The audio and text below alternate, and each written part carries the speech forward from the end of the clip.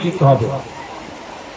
পানিতে নিমজ্জিত হলে তখন কি হবে? কৃষির উপায় মাটিতে চোখে দেখা যাবে না।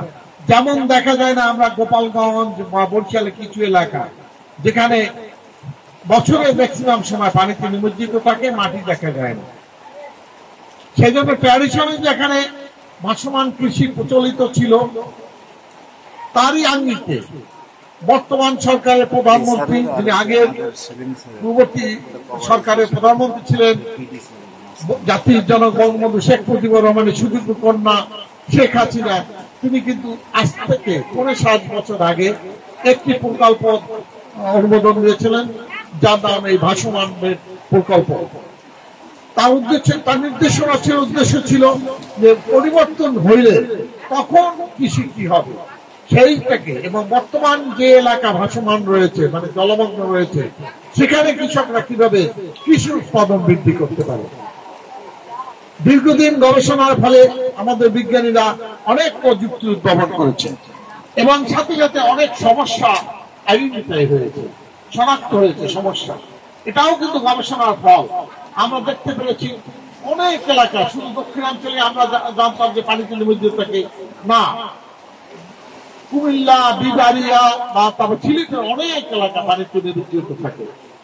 আপনারা জানেন বাক্যের বিল, বিশাল বিল, সমুদ্রের মতো দেখতে, কিন্তু সেখানে ভাসমান বেড়ের সম্ভাবনা রয়েছে, চাষের সম্ভাবনা রয়েছে। সমস্যা রয়েছে, কচুরিপানা পাওয়া যায় না, নাই কচুরিপানা। তাহলে এই যে সমস্যা উদ্ঘাটিত হয়েছে, সেই জন্য বিজ্ঞানীরা কাজ করতেছে, ভবিষ্যতেও কাজ করবে।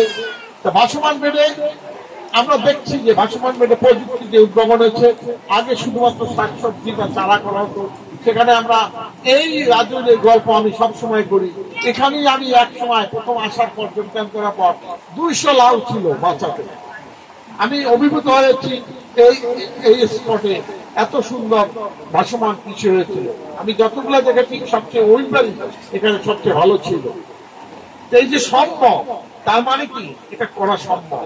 লাউ, মিষ্টি কুমড়া, ঢেঁড়স, চিচিঙ্গা, ঝিঙ্গা সবই সম্ভব ভাসমান বেড়ে করা। তার মানে জলবায়ুকে আমরা কৃষি উৎপাদনের আওতায় নিয়ে আসতে পারছি।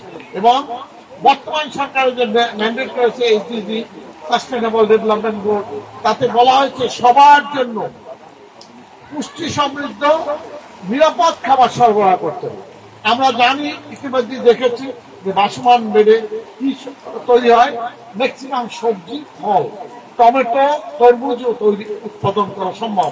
তাহলে আমরা জানি আগে শুধু ধারণা ছিল যে শুধু ভাত খেতে হবে, এক ফেলা ভাত হলে লবণ মরিচেলি খাওয়া যাবে। আমরা এখন চিন্তা চেতনা চেঞ্জ হয়ে গেছে। স্বাধীনতা আমাদের এক প্লেট ভাতের দরকার ছিল, এখন আমার সেই পর্যায়ে নাই। আমরা উন্নত বিশ্বের কাতারে চলে যাচ্ছি। তাই আমাদের এখন পুষ্টিসম্মত নিরাপদ খাবার খাইতে হবে। সেজন্য আমাদের কি দরকার?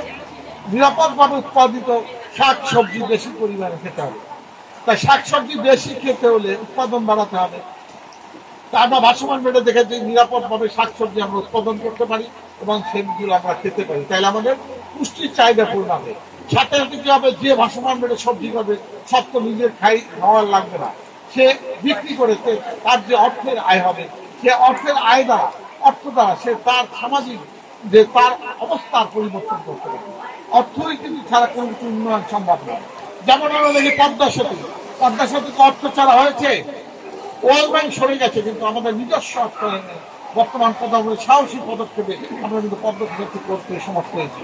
পদ্মা সেতু করার ফলে আমরা দেখেছি যে দক্ষিণাঞ্চলের চেহারাই পরিবর্তন হয়ে যাচ্ছে। এই যে পরিবর্তনে হাওয়া বসেছে, আমরা জানি যে ভাসমান প্রকল্পে সবজি চাষের মাধ্যমে আরেকটি পরিবর্তন আপনারা করবেন, যেটা আমরা প্রকল্প শেষের দিনে আপনার প্রকল্পের অপেক্ষা থাকবেন। আপনার নিজ উদ্যোগে, আশা রাখি নিজ উদ্যোগে ভাসমান সবজি উৎপাদন করবেন। এই আশাবাদ ব্যক্ত করছি। আপনাদের ধন্যবাদ জানাচ্ছি।